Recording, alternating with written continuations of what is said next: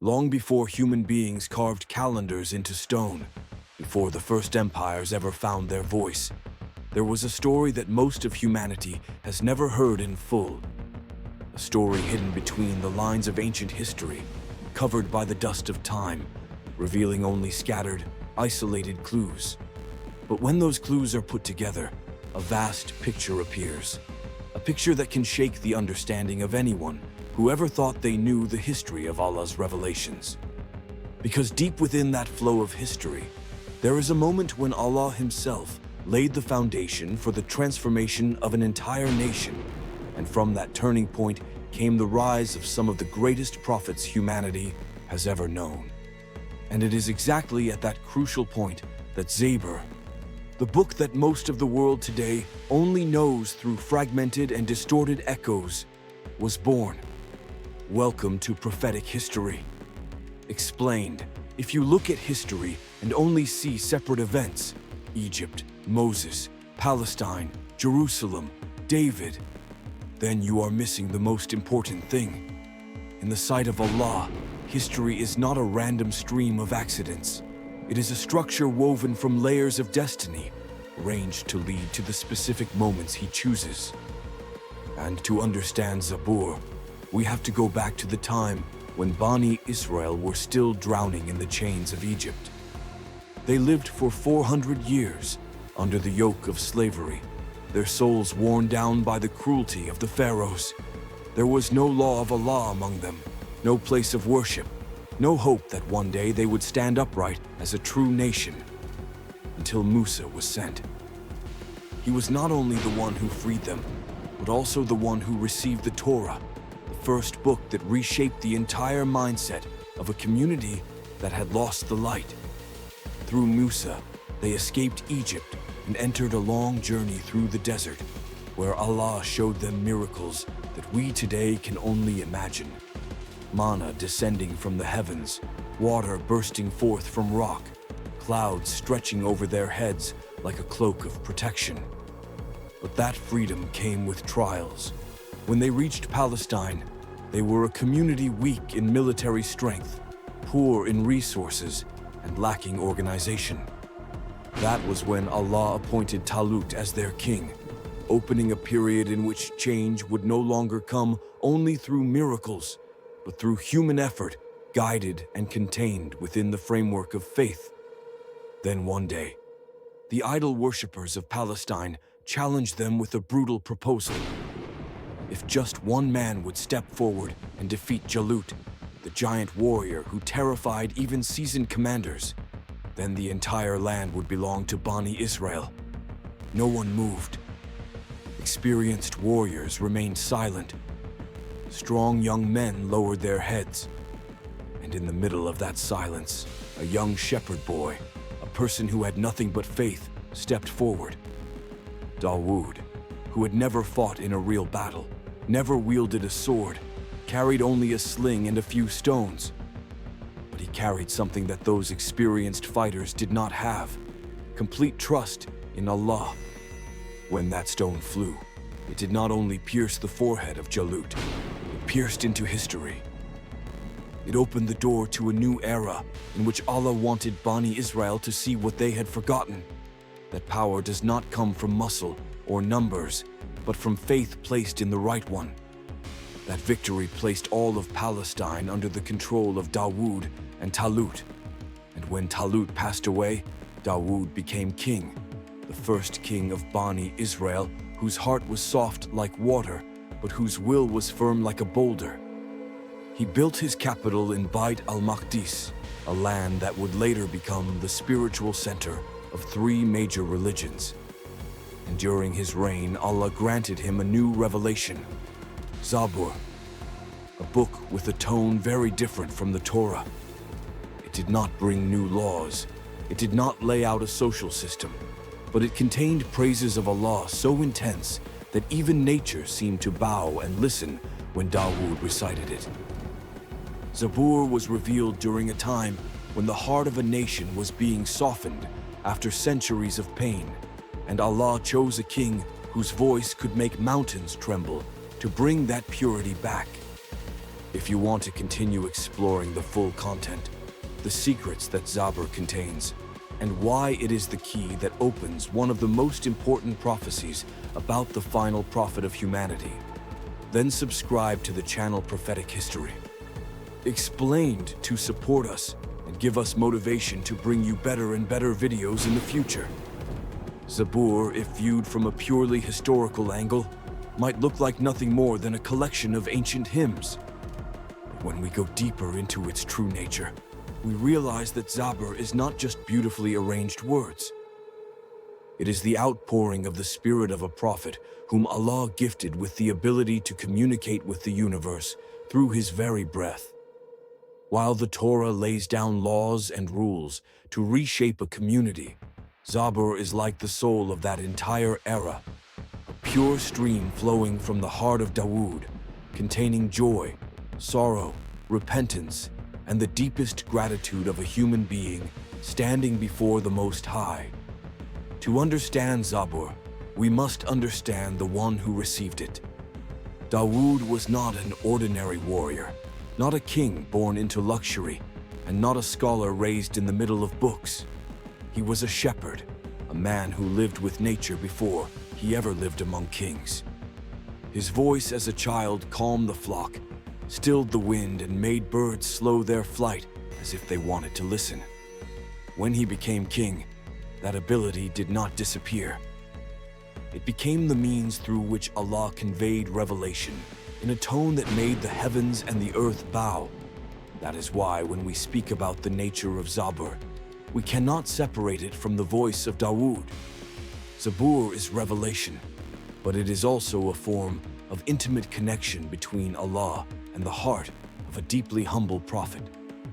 Zabur does not bring a new code of Sharia. It does not explain how a nation must manage its state, and it does not outline a political or social structure.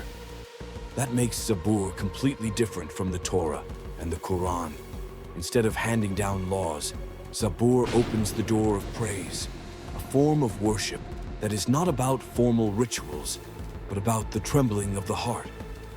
The words of Zabur are described as a fresh spring in the desert, where people find the stillness their hearts long for in the middle of the chaos of life.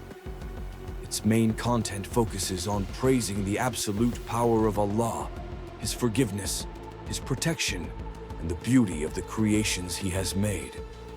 The structure of Zabur is divided into 150 chapters, and in Jewish tradition, it is split into 5 sections, like 5 layers of human emotion.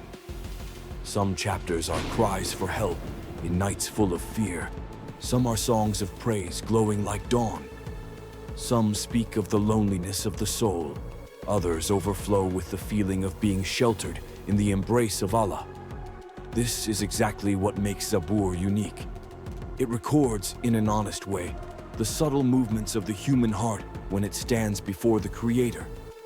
There is no artificial polish, no rigid doctrine, only the voice of the soul. However, what makes Zabur a sacred part of the history of revelation is the way it was delivered. When Dawud recited Zabur, it was not only human beings who listened. The Quran describes mountains echoing his recitation as if they were singing with him, and birds circling above him like devoted listeners. That scene is not a metaphor for a nice voice, it is a reality. Allah made nature join the worship of Dawud as proof that glorifying him does not come only from humankind. Because Zabur does not carry a system of laws, it did not create a distinct religious community in the way that the Torah did for the Jews or the Quran did for Muslims. That is what makes Zabur a revelation for every era and every community. Because praising Allah is something that goes beyond cultural, religious, and ethnic boundaries. A person may not understand the laws of Musa's time, but everyone understands fear, confusion, gratitude, and hope, and those are the 4 heartbeats that run throughout Zabur. When we look closely, we see that Zabur is not only a book, but also evidence of the inner state of Dawud in his role as both prophet and king. It records moments when he collapsed under the weight of his sins, nights when he wept in prayer seeking forgiveness, moments when he looked up at the sky and felt the hand of Allah guiding him. Zabur does not present theoretical lessons. It presents the lived experience of a heart that has loved, feared, erred, and been saved. That is why it becomes the most human of the four great revelations. Today, when people read the remaining passages of Zabur, they still sense a warmth that is hard to explain. Although much of its original content has been lost or altered over time, the sacred spirit of Zabur is still strong enough to touch the heart of anyone who reads it with sincerity. It reminds us that worship is not only action, but also feeling, and that the connection between human beings and Allah does not lie only in rules, but in the complete reliance of the soul upon Him. Zabur, therefore, is not only a part of history. It is the echo of the most primal faith that human beings ever had, the voice of the heart turning toward the one who created it. Within the long flow of the history of revelation, there is a truth that makes anyone who faces it pause and think deeply. Not every holy book that Allah revealed to humanity still exists today in its original form. If the Torah was sent as the first light to free a nation from darkness, if Zabur rose as the whisper of Dawud's heart in the middle of nature, and if Injil came as the final purification specifically for Bani Israel, then the distortion, loss, and alteration of these books is the clearest proof of why the Quran has been protected until today. Only when we look back at the journey of the revelations before the Quran do we truly understand why Allah declared that He Himself would guard this final book by His own power. After the time of Musa, Bani Israel entered an era filled with blessings, but also heavy trials. They had the Torah, they had laws, they had sacred guidance for life. But the greater the responsibility, the heavier the test. History shows that they did not always preserve that purity. When worldly temptations surrounded them, when greed rose up, and when they moved away from the values Musa had left, the lines of the Torah began to be treated as something other than the words of Allah. People allowed themselves to add, remove, and interpret according to their own interests. A single changed sentence could turn a prohibition into something allowed, or turn a severe warning from Allah into a gentle story that served a specific agenda. That was the point when what was once sacred began to be reshaped by human desire. Zabur did not escape that spiral either.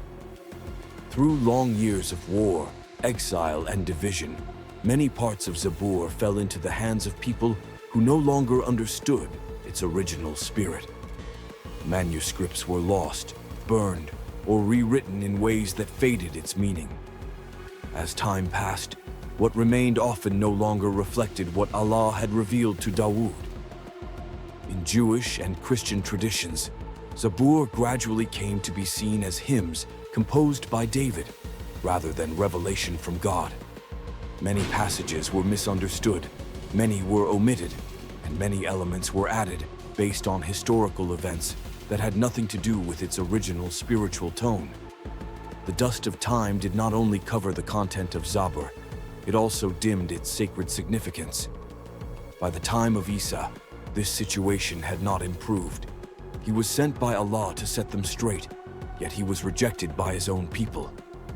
At the very moment Injil was revealed, it already faced resistance, distortion, and voices trying to twist Isa's message. When he left this world, his followers did not hold a strictly preserved original scripture. Injil was passed on orally, then compiled by people who had not witnessed every event from the beginning. By the time their scriptures were written and officially recognized, there were already numerous versions in existence. Each region had its own record, and each group had its own way of understanding. When those texts are compared, contradictions appear as clearly as daylight. This shows that human beings, even when they are sincere, are still not capable of keeping a revelation completely intact without the protection of Allah. Looking across the three books, Torah, Zabur, and Injil, we see a clear pattern. When people begin to place their desires above the commands of Allah, revelation can no longer remain pure. Power groups within Bani Israel even altered the Torah to serve political or economic interests. Some things were hidden, some things were added in order to strengthen their own authority. These actions led to an unavoidable consequence. Allah removed His protection from their scripture. And when a book is no longer protected by Him, even a small change can misguide an entire generation and distort the faith of millions. This is the context that makes the appearance of the Quran such a turning point. When the Quran was revealed, Allah declared that this would be the final book, complete and untouchable by any force. Unlike previous revelations, the Quran was protected on three levels. It was written down immediately as the verses were revealed. It was memorized word for word by thousands of companions, and it was recited continuously in Salah every single day. Today, millions of people across the world have memorized the entire Quran, becoming living copies that no one can corrupt. This has never happened with any earlier revelation. When we place the Torah, Zabur, and Injil beside the Quran, we are not comparing their spiritual value. We are comparing the degree of preservation. All three earlier books shone as brightly as the sun in their own times, but human beings could not keep them intact. The Quran is the only book that Allah Himself guards, and within that fact lies the deepest message. Allah knew that human beings could not preserve the final revelation unless He intervened directly.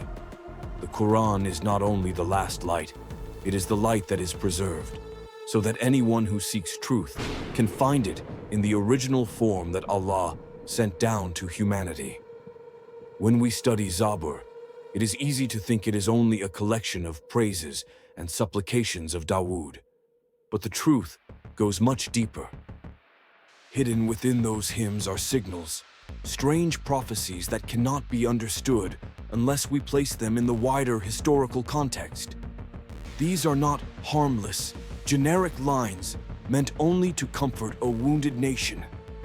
In many passages, Zabur is like a half-open door, allowing humanity to glimpse a sacred transfer of responsibility that Allah had arranged long before, a transfer that Bani Israel never wanted to accept, but that took place in exact detail.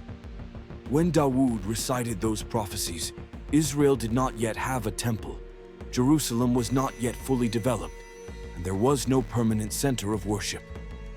Yet Zabur speaks of a future in which the house of Allah would be taken over by idol worshippers, where those who rejected the truth would place their statues in the middle of that sacred house as an open insult.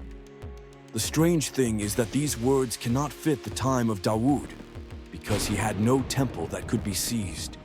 They cannot fit the time of Musa, because the Kaaba at that time was abandoned in the Arabian Peninsula, outside the control of Israel. These words puzzled many Jewish and Christian scholars for centuries, because they describe something that only fits Mecca, where the Kaaba was once covered with more than 300 idols before Muhammad appeared. Other pages of Zabur mention a stone that the builders rejected, which then becomes the most precious cornerstone. It sounds like a simple line, but when we look at history, it opens a striking meaning. Bani Israel always saw themselves as the chosen people, the only ones worthy of revelation. They looked at the Arabs, the descendants of Ismail, as uncivilized, worthless, uneducated people. Yet it was that very despised nation that became the foundation of the final religion of humanity, the people tasked with spreading the light across the globe. Hajar al-Aswad, the black stone of the Kaaba, honored by millions, is the most concrete symbol of that prophecy. A stone that seemed ordinary became the focal point of one of the greatest spiritual rites on earth, the physical sign of what Zabur had predicted 1,000 years earlier. What makes these prophecies impossible to deny is that Isa repeated them in Injil. When he preached in the temple, Jewish scholars asked him by what authority he was teaching. His answer enraged them so much that they immediately sought to arrest him. "The kingdom of Allah will be taken away from you and given to a nation that will produce its fruits." They understood at once that he was speaking of the end of the era of revelation assigned to the children of Israel. His words do not only echo Zabur, they reinforce its true meaning. Allah would choose another nation to carry the final light. That was not a metaphor, it was a powerful declaration. When we place Zabur in this context, all the pieces fall into place. The prophecies about a leader who would cleanse the house of Allah from idols came true when Muhammad shattered every single statue in the Kaaba on the day Mecca was liberated. The prophecies about a despised people becoming the precious cornerstone came true when the Arabs, once looked down upon, became the center of the largest religion on earth. The prophecies about a figure who would lead humanity back to the light came true when Muhammad appeared and reshaped the course of world history in just over 2 decades. From this angle, Zabur is not just a book of praise. It is a vault of secrets that Allah placed in history so that humanity would understand that there is always a red thread running through the truth. From Ibrahim to Ismail, from Musa to Dawud, from Sulaiman to Isa, and finally to Muhammad, everything lies within a perfectly designed plan of the Almighty. When Bani Israel lost their responsibility, that responsibility was handed to another nation, not because they were stronger or more noble, but because Allah chose them to fulfill a promise that the world had waited for over thousands of years. Through those prophecies, Zabur becomes a silent witness to a truth that cannot be denied. The light of revelation never goes out. It simply moves from the hands of one nation to the hands of another at exactly the time that Allah has decreed. Among the countless ancient texts that were once revealed to humanity, there is only one book that time cannot touch, that war cannot erase, and that human beings cannot alter by even a single letter. That is the Quran, the final book that Allah sent down to protect the light of revelation from the distortions that had happened to earlier scriptures. But to fully understand the meaning of this absolute protection, we first have to look at the place of Zabur in the present and understand what led it, along with the Torah and Injil, to no longer exist in the same pure form in which they were revealed. Today, Zabur lives mostly in the form of the Psalms that Jews and Christians recite in their rituals. But most of those hymns only reflect the general spirit and no longer preserve the original structure of Zabur as Allah revealed it to Dawud. The manuscripts once kept in the first temple of Sulaiman were lost during invasions, rewritten by people who had not witnessed the revelation, and altered by communities that wanted to adapt its content to their own beliefs. No one now knows how many chapters the original Zabur had, what its original tone was, or what exact context those praises were placed in. What remains is only broken fragments of memory, like distant echoes of a time when human hearts trembled in direct harmony with nature as they listened to the recitation of Dawud. Yet even in its altered form, Zabur still holds a sacred place in the history of revelation. It is like the lingering sound of the purest form of worship, praise of Allah that is not confined by legal rules or ritual shapes. But precisely because it was not protected by any special divine mechanism, Zabur did not form a separate religious community. There is no nation today that calls itself followers of Zabur. It exists only as a spiritual layer within Jewish and Christian worship, not as a book that shapes a distinct religion the way the Torah shapes Judaism or Injil shapes Christianity. This leads to a very unique truth. Zabur, though sacred, was not granted absolute protection by Allah. And that reality is not meant to diminish Zabur's value. It is meant to prepare the way for the Quran, the final book that Allah personally guarantees no human being will ever distort. The Quran has been preserved in a way that has no precedent in religious history. As soon as a verse was revealed, it was written down and at the same time memorized by hundreds of companions. While Muhammad was still alive, the Quran already had a double shield, written record and oral preservation. When he passed away, thousands of people had memorized the entire Quran, forming an unbreachable wall against any alteration.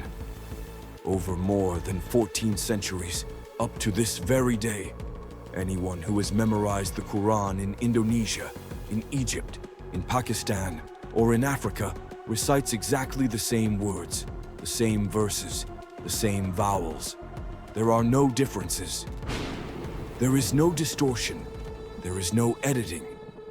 With the Torah, when priests changed a few lines, their community could not detect it. With Injil, because it was written years after Isa by people who had not witnessed everything, no one can say with certainty which version is truly original. But the Quran is different. If a single word is wrong, a Hafiz will notice it. If a single verse is missing, even a child learning the Quran will recognize it. A book safeguarded by millions of living memories cannot be altered, no matter who tries. Today, Zabur is no longer the guiding compass of a religion. The Torah and Injil are no longer in their original form. But the Quran still stands firm, overcoming every force that has tried to twist it. This is not just a sign of preservation. It is proof that Allah wants humanity to have one final source of light, a source they can always return to without fear that it has lost its purity. If Zabur represents praise, the Torah represents law, and Injil represents the purification of the heart, then the Quran is the complete combination of all three. It is praise, it is law, and it is a guiding light. It is not only a book to be read, it is a book to be lived by. It is not only revelation, it is a covenant between Allah and humanity. Looking back, we see that the loss of Zabur was not a tragedy, it was preparation. The distortion of the Torah was not the end, it was a warning. The alteration of Injil was not abandonment, it was a sign.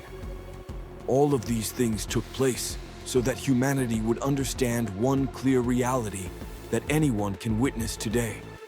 The Quran is the only book that cannot be changed because it is the final book. And for that reason, Zabur's position today is not to lead, but to testify.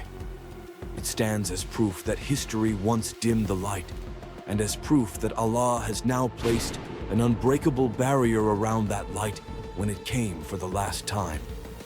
The greatest lesson we can take from the story of Zabur and the revelations before the Quran is a deep appreciation for the light we have in our hands.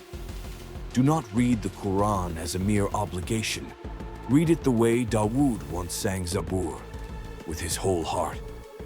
Understand that the fact that the Quran remains intact is the greatest gift that Allah has given humanity in this age. And let the story of Zabur remind us that if a sacred book can be faded by time, then the human heart can also be faded. Only when we keep the Quran close to our hearts will we avoid falling into the same temptations that caused previous generations to lose their divine protection. If you want to continue diving into stories like this, truths hidden by time, revelations whose full meaning few truly understand, then join the Prophetic History Explained community to receive more beneficial knowledge about the history of the prophets, the secrets of revelation, and the powerful lessons they hold for modern life.